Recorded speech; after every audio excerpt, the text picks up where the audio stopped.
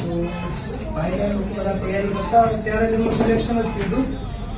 એના પછી બે વર્ષ સુધી હું રહ્યો, પણ એ થોડો ઘરની પરિસ્થિતિના લીધે બહાર મોકલી જતો હતો. ત્યારથી તૈયારી કરતા જ્યારે ફિઝિકલ આવે ત્યારે પાછો આવી જતો હતો સર જોડે તૈયારી કરવા. અને બધા ભાઈઓ સાથે બહુ સારા અનુભવ રહ્યા એકેડમીમાં અને ટ્રેનિંગમાં. નસરત, દિનેશ, બાદલ આ બધા અમે સાથે જ હતા એક જ રેજિમેન્ટમાં. અને બહુ ત્યાં પણ મજા આવી. ટ્રેનિંગ બહુ હાર્ડ નહીં હોતી અને કાંઈ હોતું નહીં. Hyderabad artillery centre.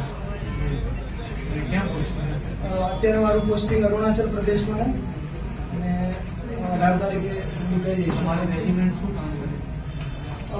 મારો ટ્રેડ ડ્રાઈવર છે અને આર્ટિલરી ભારતીય તોપખાના જે ઇન્ફેન્ટ્રી જે રેજિમેન્ટ છે તેમને બેક સપોર્ટ કરે.